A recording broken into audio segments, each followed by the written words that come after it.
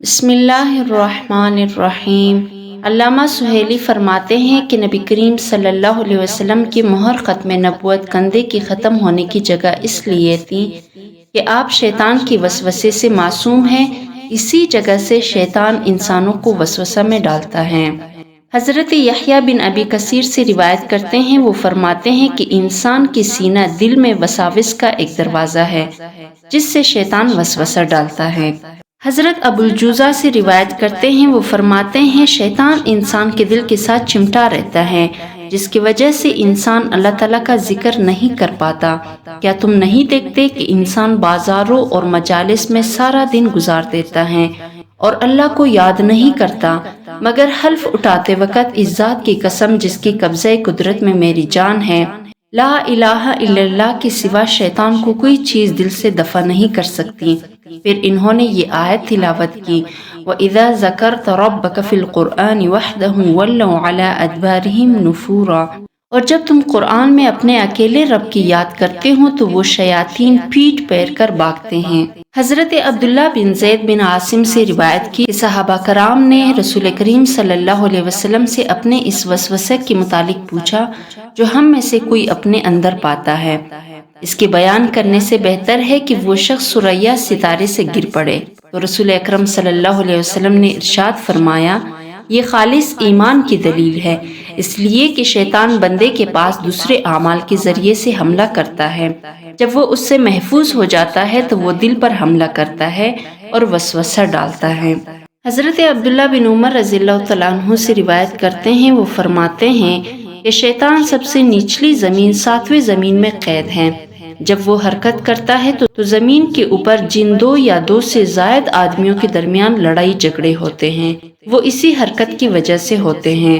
ابن جریر بن عبداللہ سے روایت کرتے ہیں، وہ اپنے والد سے فرماتے ہیں کہ مجھے بہت وسوسہ ہوتا تھا۔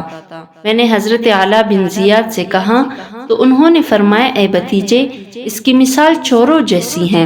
جب وہ کسی ایسے گھر سے گزرتے ہیں جس میں بلائی ہوتی ہے تو اس کو چرا لیتے ہیں، اور اگر اس گھر میں بلائی نہیں ہوتی تو اس کو چھوڑ کر چلے جاتے ہیں۔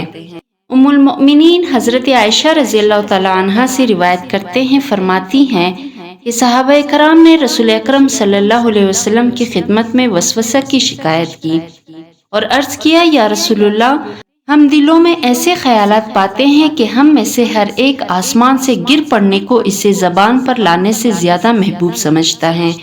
نبی کریم صلی اللہ علیہ وسلم نے ارشاد فرمایا، یہ کھلے ہوئے اور خالص ایمان کی دلیل ہے۔ حضرت ابن عباس رضی اللہ تعالیٰ عنہ سے روایت کرتے ہیں کہ ایک شخص نے رسول اکرم صلی اللہ علیہ وسلم کی خدمت میں حاضر ہو کر عرض کیا، یا رسول اللہ، میرے دل میں ایسے وسوسے آتے ہیں گویا کسی چیز پر دہال کی بات کہتا ہے۔ آپ نے ارشاد فرمایا، یعنی تمام خوبیاں اللہ کے لیے ہے جس نے شیطان کی مکر و فریب کو وسوسہ سے بدل دیا۔ رسول اکرم صلی اللہ علیہ وسلم نے ارشاد فرمایا، تعوذ باللہ من وسوسۃ الوضوء، یعنی وضو کی وسوسے سے اللہ کی پناہ مانگو۔ اور دوسری جگہ رسول اکرم صلی اللہ علیہ وسلم نے ارشاد فرمایا کہ وضو کا بھی ایک شیطان ہے جس کا نام ولہان ہے، تم پانی کی وساوس سے بچو۔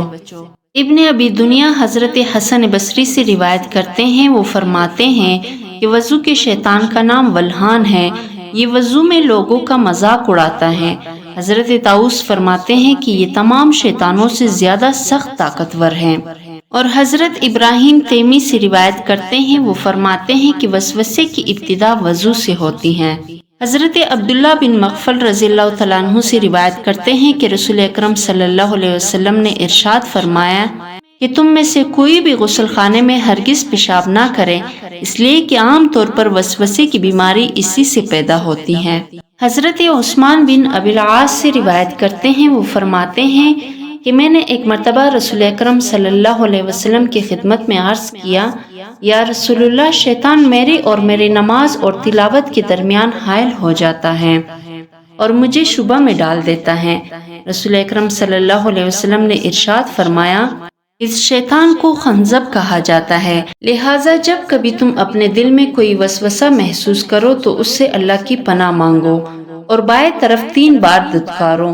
حضرت عثمان کہتے ہیں کہ میں نے ایسا ہی کیا تو اللہ تعالیٰ نے اس کو مجھ سے دفع فرما دیا۔ حضرت ابو الملیح سے روایت کرتے ہیں کہ ایک صاحب نے رسول اکرم صلی اللہ علیہ وسلم کی خدمت میں عرض کیا، یا رسول اللہ، میں آپ کی خدمت میں اس وسوسہ کی شکایت عرض کرنے حاضر ہوا ہوں جو میں اپنے دل میں پاتا ہوں۔ میں نماز شروع کرتا ہوں تو مجھے یاد نہیں رہتا کہ 2 رکعت ہوئی یا 1۔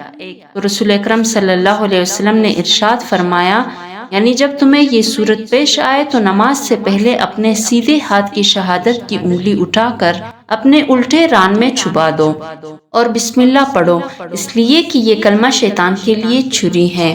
حضرت ابو حازم سے روایت کرتے ہیں کہ ایک شخص ان کی خدمت میں حاضر ہوا اور عرض کیا کہ میرے پاس شیطان آتا ہے اور مجھے وسوسہ ڈالتا ہے، اور میں خود بھی شیطان کو اپنے پاس آتے ہوئے دیکھتا ہوں۔ شیطان مجھ سے کہتا ہے تو نے اپنی بیوی کو طلاق دے دی ہے۔ حضرت ابو حازم نے اس سے پوچھا، کیا تو نے میرے پاس آ کر اپنی بیوی کو طلاق نہیں دی؟ اس شخص نے کہا، اللہ کی قسم، میں نے اپنی بیوی کو آپ کے پاس کبھی طلاق نہیں دی۔ تو حضرت ابو حازم نے فرمایا، جس طرح تو نے میرے سامنے قسم کھائی اسی طرح شیطان کے سامنے بھی قسم کھا لے۔ ابن ابی شیبہ حضرت عمر بن مروہ سے روایت کرتے ہیں، وہ کہتے ہیں، وہ وسوسے جنہیں تم دیکھتے ہو وہ تمہارے عمل سے زیادہ خطرناک نہیں۔ حضرت مطلب بن عبداللہ بن حنطب سے روایت کرتے ہیں کہ حضرت عمر بن خطاب رضی اللہ تعالیٰ عنہ نے اپنے دل میں ایک عورت کا خیال کیا، لیکن اس کا تذکرہ کسی سے نہیں فرمایا۔ تو آپ کے پاس ایک آدمی آیا اور کہا، آپ نے فلانا عورت کا خیال کیا ہے، وہ بہت خوبصورت، شریف ہے، نیک گھرانے کی ہے۔ حضرت عمر نے فرمایا، تمہیں یہ بات کس نے بتائی؟ اس نے کہا، لوگ یہ بات کہہ رہے ہیں۔ آپ نے فرمایا، اللہ کی قسم، میں نے تو یہ بات کسی کے سامنے ظاہر ہی نہیں کی ہے، تو لوگوں میں یہ کہاں سے مشہور ہو گئی؟ پھر حضرت عمر نے فرمایا، میں جانتا ہوں، خناس نے یہ بات پھیلائی ہے۔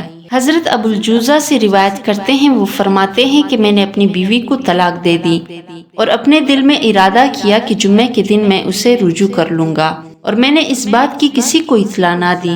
تو میری بیوی نے مجھ سے کہا، آپ کا یہ ارادہ ہے کہ آپ جمعے کے دن مجھے رجوع فرما لیں گے؟ میں نے کہا، یہ ایسی بات ہے جو میں نے کسی سے بیان نہیں کی۔ پھر مجھے حضرت ابن عباس رضی اللہ تعالیٰ عنہ کی بات یاد آئی کہ ایک آدمی کی وسوسے کو دوسرے آدمی کا وساوس اطلاع کر دیتا ہے، پھر بات مشہور ہو جاتی ہے۔ ابو بکر بن ابی داود حجاج بن یوسف سے روایت کرتے ہیں کہ اس کے پاس ایک ایسے شخص کو پیش کیا گیا جس کی طرف جادوگری کی نسبت کی گئی تھی۔ تو حجاج نے اس سے پوچھا، کیا تو جادوگر ہے؟ اس نے کہا، نہیں۔ تو حجاج نے ایک مٹھی کنکر لے لی، ان کو شمار کیا اور پوچھا، میرے ہاتھ میں کتنی کنکریاں ہیں؟ اس نے کہا، اتنی اور اتنی۔ تو حجاج نے ان کو پھینک دیا، پھر ایک دوسری مٹھی بھری اور ان کو شمار نہ کیا، پھر پوچھا، یہ میرے ہاتھ میں کتنے ہیں؟ اس نے کہا، میں نہیں جانتا۔ حجاج نے پوچھا کہ تجھے پہلی تعداد کیسے معلوم ہوئی اور دوسری تعداد کیوں نہیں معلوم ہوئی؟